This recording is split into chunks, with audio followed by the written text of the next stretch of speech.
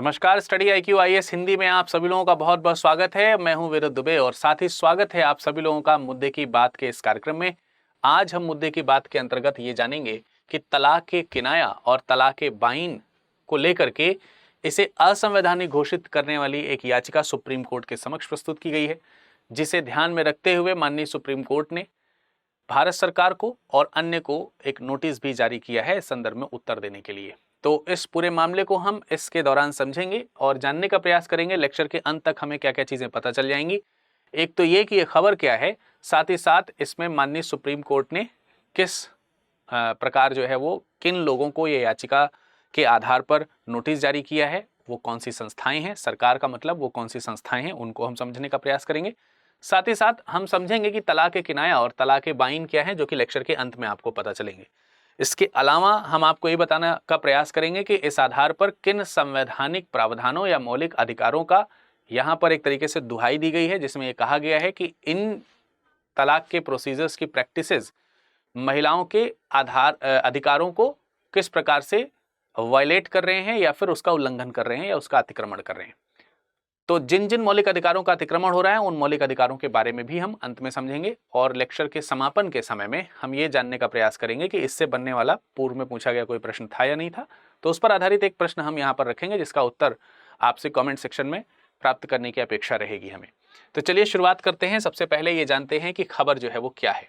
ठीक है, जैसा कि आपने यहाँ पर देखा, तलाक ए किनाया और तलाक ए बाइन की बात हो रही है। तो तलाक ए किनाया और तलाक ए बाइन जो है, इन दोनों को ध्यान में रखते हुए इस प्रक्रिया को असंवैधानिक करार दिया जाए, ऐसी एक याचिका सैयदा अम्बरीन के द्वारा प्रस्तुत करी गई है, जो कि कर्नाटक की निवासी है। तो कर्नाटक की निवासी सैयदा अम्बरीन ने ऐसा प्रयास क्यों किया है, उसका रीजन ये है कि इनके पति ने इन्हें तलाक दिया है। इनके पति जो हैं, इन्होंने इन्हें तलाक दिया है। तलाक का ये जो आदेश है, ये तलाक का आदेश काजी के द्वारा लिख करके दिया गया था। ठीक है, काजी के द्वारा लिख करके दिया गया था, जो कि जनवरी 2022 में इनको प्राप्त हुआ था, जिसके आधार पर असंवैधानिक करार दिया जाना चाहिए, ऐसा इनका याचिका में कहना है। तो किन किन प्रकार की चीजों को इन्होंने कहा है, किस प्रकार से इस याचिका को प्रस्तुत करने का प्रयास किया गया है और क्या ये आधार सही है या नहीं सही है, ये तो माननीय न्यायालय ही इसका उत्तर देगा, परंतु हम उन आधारों को समझने का यहाँ पर प्रयास करते हैं। सबसे पहले ये जो प्रथाएं हैं, तलाक ए किनाया और तलाक ए बाइन और इस जैसी सिमिलर प्रैक्टिसेस तलाक की जो दूसरी हैं, उन सभी प्रैक्टिसेस को, सभी प्रथाओं को मनमानी कहा है इस याचिका में। मनमानी इस आधार पर कहा है कि यह जो तलाक आया है, ये पति के कहने के आधार पर काजी के द्वारा दे दिया गया है, काजी के द्वारा इसका पत्र जो है वो भेज दिया गया है। मनमाना वही है जिसमें एक पक्ष को ध्यान में रख करके कोई कार्य किया जाए, दूसरे पक्ष की बात जब नहीं सुनी जाती तो उसे मनमाना कहा जाता है। इसी आधार पर इसे मनमाना कहा गया है। ठीक है, इसके अलावा दूसरा कहा गया है अतार्किक, यानी कि तर्कहीन। इसे तर्कहीन कहा गया है। तर्कहीन क्यों कहा गया, इसको हम लोग लेक्चर के अंत में समझेंगे कि इस तलाकनामे में किस प्रकार के अधरण लिखे हुए हैं या किस प्रकार के रीजंस दिए गए हैं, और वो रीजंस जो हैं इररीजनेबल हैं या अतार्किक हैं, ऐसा यहां पर याचिका में कहा गया है। यह भी कहा गया है कि इस आधार पर अगर किसी प्रकार का तलाक होता है तो यह एक मुस्लिम महिला के जो हित हैं, जो फंडामेंटल राइट्स के अकॉर्डिंग दिए गए हैं, जैसे कि समानता के अधिकार को यह वायलेट करता है, जो कि अनुच्छेद 14 के अंतर्गत वर्णित है। इसके अलावा गैर भेदभावपूर्ण जो व्यवहार होना चाहिए एक महिला के साथ में, वह नहीं होता हुआ दिख रहा है, अर्थात इसका भी वायलेशन यहां पर हो रहा है, जिसे हम कह सकते हैं कि जो भेदभाव नहीं होना चाहिए, भेदभाव का अंत वाला, जो भेदभाव का अंत की जो बात आर्टिकल नंबर 15 में करी गई है, इसको यहां पर वायलेट होते हुए दिखाया जा रहा है। ये फॉलो नहीं हो रहा है, ये फॉलो नहीं हो रहा है। इसके अलावा यह भी कहा गया है एक स्त्री के जीवन जीने का जो अधिकार है, जीवन जीने का अधिकार जो है उसको भी वायलेट किया जा रहा है, यानी कि आर्टिकल नंबर 21 यहां से ब्रेक हो रहा है। साथ ही साथ धर्म को अबाध रूप से मानने का अनुच्छेद 25 में जो वर्णन धार्मिक स्वतंत्रता का जो अधिकार दिया गया है, धर्म के आधार पर स्वतंत्रता का जो अधिकार दिया गया है, ये तमाम सारी चीजें इस प्रकार की प्रैक्टिसेस से वायलेट हो रही हैं, जो कि मनमानी है और अतार्किक हैं। जो कि रीजन इसमें दिया गया है वो पूरी तरीके से अतार्किक है। तो माननीय न्यायालय इस पर ध्यान दे, ऐसा कहा गया है। अब हम आगे यदि अगर बढ़ेंगे तो हम पाएंगे कि तलाक़े किनाया और तलाक़े बाइन जो है, ये जो आधार बनाया गया है, इसे याचिका में एक तरफा कहा गया है। याचिका में क्या कहा गया? याचिका में इसका रूप किस प्रकार से दिया गया है कि यह एक तरफा है और साथ ही साथ संविधान या न्यायोत्तर है। न्यायोत्तर मतलब न्याय से अलग है, एक्स्ट्रा जुडिशियल है, मतलब बिल्कुल भी न्याय योग्य नहीं है और ये एक तरफा है। जब कोई भी न्याय एक तरफा होता है तो न्यायोत्तर हो ही जाता है, अर्थात आपका पक्ष सुने बगैर अगर आपके विरुद्ध कोई न्याय दे दिया जाए तो यह अन्याय ही होगा एक प्रकार का। ये इस अपील में कहा गया है और यह भी कहा गया है एक याचिका में यह एक मांग रखी गई है, विशेष रूप से इस तरीके की एक याचिका में मांग रखी गई है।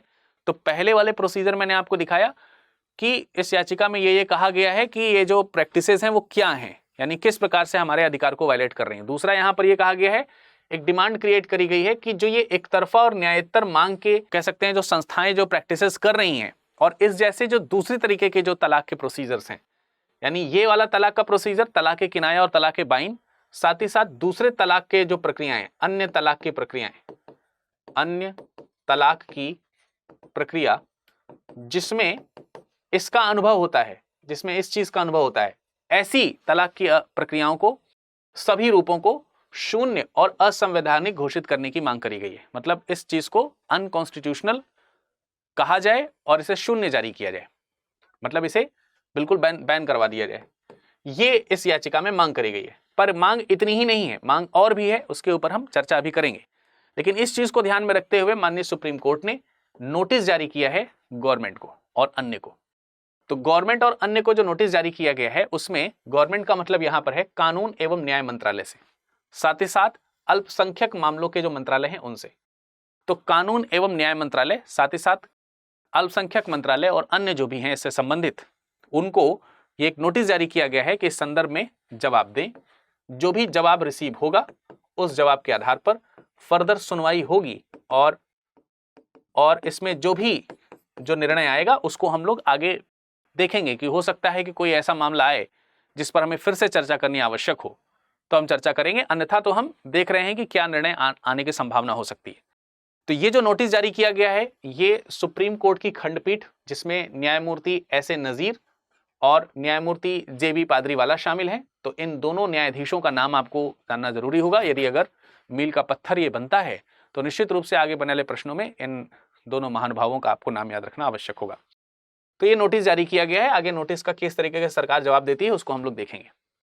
तो एक मांग मैंने आपको कहा है जिसमें यह कहा गया कि जो असमान प्रैक्टिस है, जो कि न्यायोत्तर है और किसमें, जो कि यहां पर आप देख सकते हैं तलाक किनाया और तलाक बाइन में कही गई है। किसमें किसमें कही गई है? तलाक कनाया और तलाक बाइन में जो कही गई बात है। और इस जैसे जो दूसरे तलाक हैं, इस जैसे जो दूसरे तलाक के जो प्रोसीजर्स हैं, जैसे कि आपने देखा कि पहले ट्रिपल तलाक को बैन कर दिया गया था इन्हीं कुछ आधारों के आधार पर, ठीक है, तलाक बिद्दत को बैन कर दिया गया था। तो इसी आधार पर जो दूसरे तरीके के तलाक के प्रोसीजर्स हैं जिसमें तलाक कनाया और तलाक बाइन भी शामिल है और जो दूसरे के तलाक के प्रोसीजर्स हैं वो भी इसके अंतर्गत जो आएंगे, वो सब प्रोसीजर्स जो है क्या कर दिया जाने चाहिए, समाप्त कर देने चाहिए। साथ ही साथ एक तो डिमांड ये हो गई, दूसरी डिमांड यहां पर ये है कि तलाक जो है वो लैंगिक तटस्थ होना चाहिए। लैंगिक रूप से कैसा होना चाहिए? तटस्थ। लैंगिक रूप से तटस्थ होने का मतलब यहां पर यह है कि तलाक जो है वो, जैसे अभी तक आप जो इन तलाक के प्रोसीजर्स को समझ रहे हैं या जो इसमें उदाहरण सामने आ रहा है उसमें ऐसा दिख रहा है कि ये लैंगिक रूप से पुरुष प्रधान है और महिला उत्पीड़क है। तो ऐसा तलाक का प्रोसीजर नहीं होना चाहिए। तीसरा मांग इसमें करी गई है कि ये तलाक की जो प्रक्रिया है वो धर्म तटस्थ भी होनी चाहिए।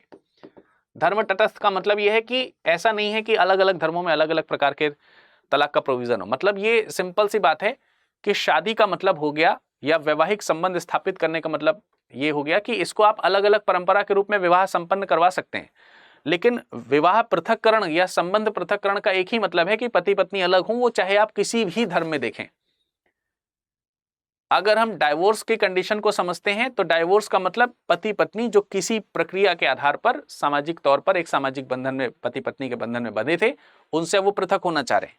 फिर वो चाहे वो सिख धर्म हो, चाहे वो हिंदू धर्म हो, चाहे मुस्लिम धर्म हो, चाहे वो कोई भी दूसरा रिलीजन हो, सभी में डाइवोर्स का यही मतलब है, तलाक का यही मतलब है। तो फिर इस्लाम में जो ये विशेष प्रक्रिया है, जिसमें कुछ ऐसी जो प्रक्रियाएं हैं जो महिला उत्पीड़न के तौर पर सामने प्रकट हो रही हैं, तो धर्म तटस्थ ना हो, यह भी मांग करी गई है माननीय सुप्रीम कोर्ट से। और इन सब चीजों की मांग को पूरे करने के संदर्भ में याचिकाकर्ता ने कुछ सपोर्टिव स्टेटमेंट्स भी दिए हैं, जिसमें उन्होंने कहा है कि ये सारी प्रक्रियाएं ठीक उसी प्रकार से हैं जैसे कि सती प्रथा जैसी घिनौनी प्रथा भी हमारे समाज में कभी व्याप्त थी और जिसे कानून के माध्यम से समाप्त किया गया। तो उसी प्रकार से कानून के माध्यम से इसे भी समाप्त किया जाए, क्योंकि इस तरीके की प्रथाएं और जो ये प्रथाएं हैं जिनको आप तलाक कनाया और तलाक बाइन के रूप में आप देख रहे हैं या फिर दूसरे तलाक के प्रोसीजर्स के रूप में देखेंगे, यह सब भी महिलाओं को शारीरिक, मानसिक, आर्थिक और सामाजिक तौर से अत्यधिक शोषित करती हैं, बहुत ही पीड़ा पहुंचाती हैं, बहुत ही कष्ट पहुंचाती हैं। स्वाभाविक रूप से यहां पर जेंडर बायस्ड होकर के हमें या फिर रिलीजियसली बायस्ड होकर के हमें इस तलाक को नहीं देखना चाहिए और इस तरीके की प्रथाओं को गैर संवैधानिक, असंवैधानिक घोषित किया जाना चाहिए और इन्हें समाप्त करना चाहिए। ऐसी मांग जो है इस याचिका में करी गई है।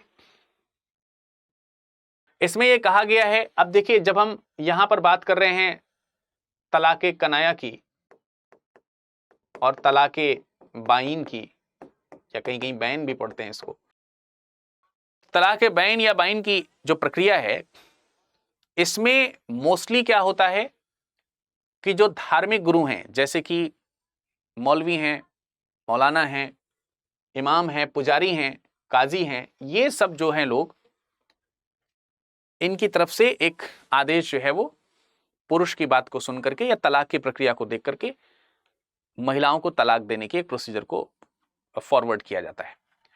तो जो धार्मिक अधिकारी हैं उनके बारे में भी इस याचिका में कहा गया है कि कई सारे जो इमाम हैं, मौलवी हैं और कई सारे जो काजी हैं, वो इस पुरुष प्रधान प्रैक्टिस को प्रोपगेट करते हैं, यानी बढ़ावा देते हैं और उसका संरक्षण भी करते हैं और उसका समर्थन भी करते हैं।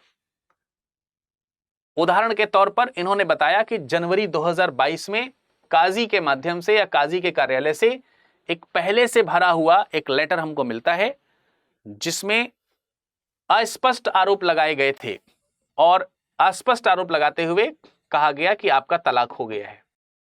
तो ये जो अस्पष्ट आरोप हैं, ये अस्पष्ट आरोप तलाक कनाया में लगाए जाते हैं। तलाक कनाया जो है, इसमें इसी प्रकार के अस्पष्ट आरोप लगाए जाते हैं, जिसमें मैंने तुम्हें छोड़ दिया है, मैंने तुम्हें मुक्त कर दिया है, अब तुम मेरी तरफ से स्वतंत्र हो, तुम्हारा हमारा संबंध वो जो है बिल्कुल हराम है, ये संबंध हराम है, तुम मेरी तरफ से फ्री हो, इत्यादि अनर्गल बातें या अस्पष्ट बातें कह करके तलाक कनाया किया जाता है। तो तलाक कनाया आपको समझ में आ गया होगा। और यह जो है ये काजी की तरफ से इनके पास में आया है जनवरी 2022 में। तो इनका कहना है कि ये तो उनकी तरफ से कह दिया गया, हमारा क्या है, मैंने तो नहीं कहा कि हम आपको स्वतंत्र करते हैं, मैंने तो नहीं कहा कि हमारा संबंध हराम है, ये तो आपका मानना है। तो हो सकता है कि ऐसा हो, लेकिन इसमें पक्ष तो दोनों का सुना जाना चाहिए। केवल पुरुष पक्ष की बात को रखते हुए इस प्रकार के तलाक काजी को एक तरीके से धार्मिक न्याय गुरु माना जा सकता है। तो धार्मिक न्याय करने की जो संगति है वो सही नहीं दिख रही है, यहां पर यह महिला का कहना है। और इसकी जांच सुप्रीम कोर्ट में, माननीय सुप्रीम कोर्ट में हो रही है, जिसमें अल्पसंख्यक मामले का जो मंत्रालय है, कानून मंत्रालय जो है, उसका क्या विचार है, इसके लिए नोटिस उन्हें जारी की गई है। उनके विचार आने के बाद प्रोसीड करेगी आगे कोर्ट। इसके अलावा तलाक बाइन जो होता है, तलाक जो बाइन है, उसमें क्या कहा गया है, उसमें इसी प्रकार की चीजें होती हैं जिसमें एक एकल बैठक होती है। एकल बैठक का मतलब जैसे कि काजी जी के पास में या काजी जैसी जो दूसरी संस्थाएं हैं या व्यक्ति हैं, उनके पास में पुरुष गया कोई तलाक लेने के लिए, इनको बताया, ये उस पर राजी हुए, इन्होंने तलाकनामा लिखा और तलाकनामा लिख करके महिला को भेज दिया कि आपका संबंध अब समाप्त। तो ये जो लिखित रूप में या फिर किसी भी इलेक्ट्रॉनिक मीडिया के माध्यम से, इलेक्ट्रॉनिक माध्यम से यानी कि आवाज रिकॉर्ड इत्यादि करके जैसे भेज दिया, या फिर कोई दूसरा रूप इस तरीके से भेज दिया, फोटो या वीडियो बना करके कि आपका तलाक जो है ये हो गया है, अब आपको इसको एक्सेप्ट करना पड़ेगा। तो ये वाला जो प्रोसीजर है इसको बोला जा रहा है तलाक़े बाइन, जिसमें एक प्रकार से जो कि तुरंत इफेक्टिव होता है और जो कि अपरिवर्तनीय भी है, पूरी तरीके से अपरिवर्तनीय, इसे मानना ही पड़ेगा, इसे बदला नहीं जाएगा और तात्कालिक है, तुरंत से इफेक्टिव, तुरंत से वो लागू है। जिसमें एक पक्ष की बात करी गई है, आप देख रहे हैं एकल बैठक में फैसला लिया गया है, या तो इसको उच्चारित किया गया है, ओरली बोला गया है, या फिर लिखित रूप से दिया गया है, या फिर इलेक्ट्रॉनिक रूप में दिया गया है, तो इसको बोला जा रहा है तलाक़े बाइन। तो ये दोनों ही रूप लगभग एक ही जैसे हैं और दोनों ही में आप देख रहे हैं कि एक पक्ष की बात सुनी जा रही है जिसको कि पूर्णतः अतार्किक कहा जा रहा है याचिकाकर्ता की तरफ से, और इसे यह भी कहा जा रहा है कि ये असमान है, एक तरफ से सुनवाई हुई है, दूसरी तरफ से नहीं हुई है, इसलिए समानता का व्यवहार इसमें नहीं दिखता। तो इन सभी परिप्रेक्ष्यों में अंततः अगर देखा जाए तो माननीय सुप्रीम कोर्ट के समक्ष अनुच्छेद 14 का वायलेशन होता हुआ याचिकाकर्ता कह रही हैं कि इसमें कानून के समक्ष जो समानता होनी चाहिए, कानून के समक्ष या विधि के समक्ष जो समानता है, जिसमें आपको मालूम है कि विधि शब्द के अंतर्गत जो भी रूढ़िवादी प्रथाएं वगैरह हैं वो सब शामिल हो जाती हैं। तो विधि के समक्ष क्या होना चाहिए, समानता का जो अधिकार होना चाहिए वह होते हुए यहां पर दिखाई नहीं दे रहा है, वायलेशन हो रहा है। अनुच्छेद 15 का भी हवाला दिया गया है, जिसमें मूलवंश, लिंग, जाति, धर्म और जन्म स्थान के आधार पर क्या नहीं किया जा सकता, भेदभाव, जो कि यहां पर होता हुआ दिखाई दे रहा है, इसलिए यह भी एक्सेप्टेबल नहीं होना चाहिए। लैंगिक आधार पर भेदभाव और धर्म के आधार पर भेदभाव यहां पर स्पष्ट रूप से दिखाई दे रहा है, याचिकाकर्ताओं का कहना है। आर्टिकल 21 जो कि जीवन जीने की स्वतंत्रता का अधिकार है, जीवन जीने की स्वतंत्रता, वह भी सम्मानपूर्वक होना चाहिए। जीवन भी ऐसा नहीं है कि बस जी रहे हैं घुट-घुट के, इसमें विवाह जो है वह भी जीवन जीने की स्वतंत्रता के अंतर्गत ही आता है, परंतु इसमें तो एक ही पक्ष की बात सुनी जा रही है, तो यह भी हमारे जीवन जीने के अधिकार को वायलेट करता है। और साथ ही साथ आर्टिकल 25 जो कि धर्म को अबाध रूप से मानने या फिर उसके अनुसार आचरण करने की जो स्वतंत्रता है, या अंतःकरण की जो स्वतंत्रता है, अंतःकरण से धर्म को अबाध रूप से मानने या फिर उसका आचरण करने की जो स्वतंत्रता है, वह भी यहां पर वायलेट होती हुई दिख रही है। इसमें इस्लामिक प्रथाओं को जानबूझ करके स्त्रियों पर थोपा जा रहा है। तो ये जो तमाम सारे जो आर्टिकल 14, 15, 21 और 25 हैं, इसकी दुहाई दी गई है, इनके संदर्भ में इस प्रक्रिया को समाप्त किया जाए, असंवैधानिक घोषित किया जाए, जिस पर माननीय सुप्रीम कोर्ट सुनवाई लगातार कर रहे हैं। तो देखना होगा कि क्या इस पर जवाब आएगा, परंतु तब तक आप सब लोगों से इसी प्रोसीजर पर, इस तलाक की प्रक्रिया पर बनने वाला जो प्रश्न है, चाहूंगा कि आप कमेंट सेक्शन में कमेंट करके आप इस प्रश्न का उत्तर दीजिए, जो कि शायरा बानो बनाम भारत संघ मामले से संबंधित है। तो आपको बताना है कि शायरा बानो बनाम भारत संघ मामले को ध्यान में रखते हुए क्या मुस्लिम प्रथाओं, तलाक बिद्दत, बहुविवाह, तलाक किनाया और पर सुप्रीम कोर्ट ने सुनवाई की है, क्या इस आधार पर यह स्टेटमेंट सही है? तो आपको बताना है कौन सा कथन असत्य है। तो क्या यह असत्य है? याचिका में दावा किया गया है कि यह कार्यवाही संविधान के अनुच्छेद 14, 15, 21 और 25 को उल्लंघित करते हैं। 22 अगस्त 2017 को इस केस के 3 तलाक पर 5 न्यायाधीशों की पीठ ने 3-2 के बहुमत से कानूनी प्रतिबंध लगाने की घोषणा की थी। या उपरोक्त सभी गलत हैं? कौन सा गलत है इन स्टेटमेंट्स में से, आपको बताना है। स्क्रीनशॉट ले लीजिए इसका, और इस प्रश्न का उत्तर जो है हमें कमेंट सेक्शन में कमेंट करके जरूर बताइए। ठीक है, आशा करते हैं कि आपको यह जो चैप्टर है वो पूरी तरीके से समझ में आया होगा, जो मामला है पूरी तरीके से समझ में आया होगा। इसका उत्तर यदि अगर आप पाना चाहते हैं तो आप हमें इस टेलीग्राम ग्रुप से जुड़ सकते हैं, इसका उत्तर आपको यहाँ मिल जाएगा, या फिर अगले सेशन में जब हम आएंगे तो उसमें बताएंगे, और इसकी PDF भी आपको इसी टेलीग्राम ग्रुप से मिल जाएगी। उम्मीद करते हैं कि आप सब लोगों को इसमें बताई गई बातें स्पष्ट रूप से समझ में आई होंगी। साथ ही साथ मैं ये भी चाहूंगा कि इस परिप्रेक्ष्य में आपके किस प्रकार के मत हैं, आप अपने मतों को उचित शब्दों में कमेंट सेक्शन में कमेंट करके जरूर बताइएगा। इस लेक्चर में फिलहाल इतना ही। नमस्कार, धन्यवाद।